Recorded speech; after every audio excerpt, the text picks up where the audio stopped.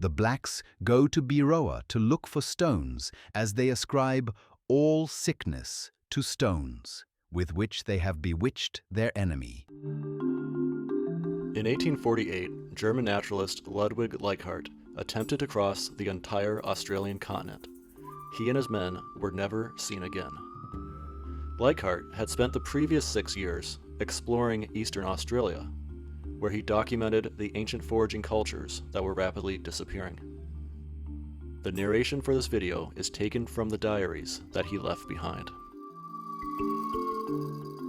When you see the black armed with his spears and waddy traveling through the green forest on a sunny day, you easily understand how he prefers this free life of hunting to the arduous and continuous work of the whites, and you are surprised how he can be induced to join the whites even so much as he does. Still, to understand this, you have only to experience the rainy season, to see the soft ground, the wretched huts, the lack of clothing, rheumatism, colds and asthma, which make the situation of the black extremely uncomfortable and the acquisition of food very uncertain. The blacks have sorcerers and doctors. If any kind of misfortune happens in the tribe, they know immediately that the sorcerer of a neighboring tribe was the cause. Each of the sorcerers has his own animal that lives in him and that he can send out to kill his enemies or to harm them. Darby had a large snake and another had a bullock. When the blacks of the Namoi sat in their camp, they saw this bullock jump through their camp and fight with the bulls of a neighboring herd. The wise men of the tribe knew immediately that this bullock belonged to the distant sorcerer and that they would have to expect misfortune. And so it was, because a large number of the Namoi tribe who saw this bullock died. To become a doctor, they go for weeks into the mountains, where they profess to live without food. Wanda wanders, woman, small mannequin about 1 to 2 feet tall, carry them from mountain to mountain, and often they fall asleep on one mountain and next morning find themselves on another. According to their assertion, their bones are changed into transparent crystal, and only after their death do they take on the condition of bones again. The magic words are not known to the women. Everything that has reference to doctors, sorcerers, and wise men is a deep secret. The women may not see the transparent quartz crystals which the doctors carry with them. The blacks go to Biroa to look for stones and use the latter to bewitch the wild blacks, their enemies, as they ascribe all sickness to stones, with which they have bewitched their enemy. Their medicine is very simple. They know no herbs. Everything is simply treated with cold water, sucking and cutting with sharp stones in case of rheumatism. They suck so hard as if they want to draw out the bones. Their illnesses are few. The most dangerous is the pox. Frequently they catch colds, never or seldom deadly. Many suffer from rheumatism in neck, shoulder and knees. As previously stated, they use flint, firestone, to make incisions in the sick parts. The children and young men often suffer from boils, especially on the feet and under the buttocks. Occasionally, their eyes suffer, usually in consequence of injury by fire. Many were blind in one eye. The blacks are well formed, but Paddy was one-handed, the forearm weak and short, a rudiment of the hand and only a fleshy appendage, which was used like a finger. In other respects well formed and intelligent. He has several wives and many children who are all well proportioned.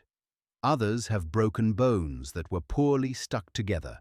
Others lack toes, which were burnt off. Another was lame in consequence of an injury to a hip joint. The white man who lived with Ubi Ubi's tribe had died by falling out of a tall tree that he had climbed to get honey.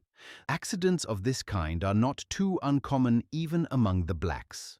The men, without exception, lacked the right frontal incisor, which is broken off as a sign of full manhood at a certain age.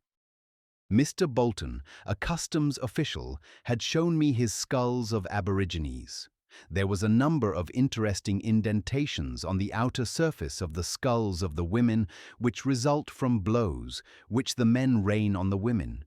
Mr. Bolton told me that they confer blows on each other with their waddies freely and in turn.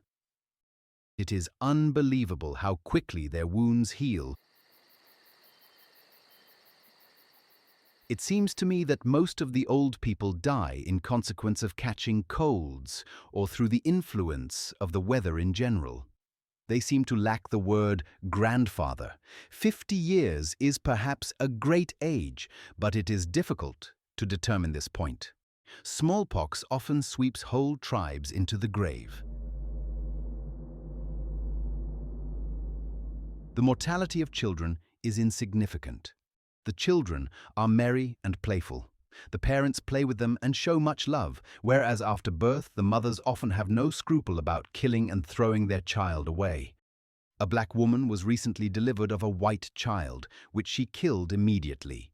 In consequence of this, her breasts are very swollen and hard, and she says there are many stones in them.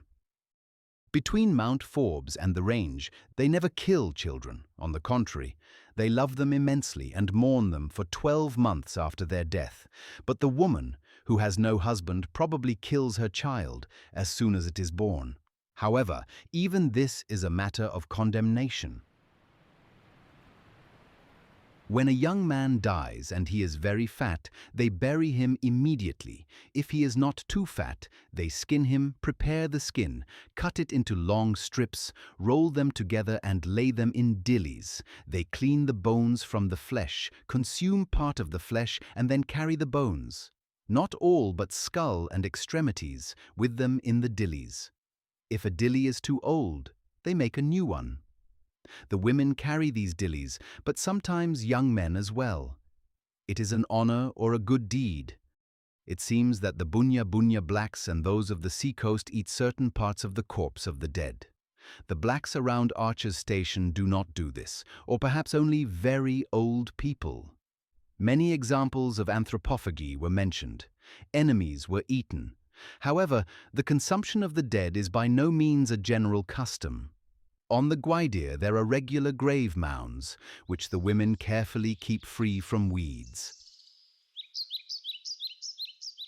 I had the pleasure of seeing old Baker, who had lived 14 years with the blacks. Baker said he became a blackfellow not only in food and way of life, but even in intellectual respects, as the superstitions of the blacks involuntarily took hold of him. The idea exists among the blacks that the blacks change into whites after their death, and an old man who had just lost his son thought to recognize the departed again in Baker, and cries of joy sounded around him from the sisters, brothers, and relatives. The Bunya blacks of Ubi Ubi believe that the blacks go into water after death, and it is by no means a general belief that they are changed into a white man. The spirits of the dead come to the camp in the night, and often they woke Baker during the night asking him whether he had not seen the spirit, and then they pursued it, pretending to drive it away, and often returned long afterwards in a full sweat. They believe in a being, which they call Budsha, an old man. Bayami is perhaps also the proper name here.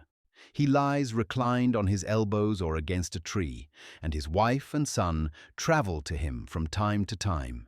He has long teeth, and a kangaroo is only a small bite for him. His son is a wonderful kangaroo hunter, and his father sent him over the main range to bring the pox to the blackfellows, as Budsha sends the pox when he is angry, and the blacks die like flies, young and old. Once nearly all blacks would have died, had not they brought Budsha's son tomahawks as presents.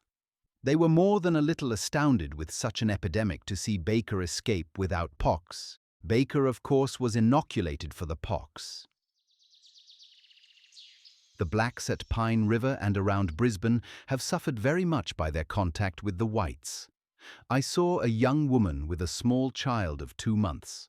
The child was a very bright color, but the mother had rubbed it over with charcoal and by no means wanted to have it, as it was said that it was the child of a white fellow. Venereal disease is beginning to take root and even poisons the child in the womb. Barney had lost almost his entire glands. The public houses are the greatest attraction for them. Like guests, they walk around and hang around the doors until a kindly soul gives them a glass. They crouch round the fire or warm themselves in the sunshine, lying on their stomachs with sprawling legs, or lazily lounge about. Their addiction to drink, however, destroys them, and they disappear like the snow from the mountains in the summer sun.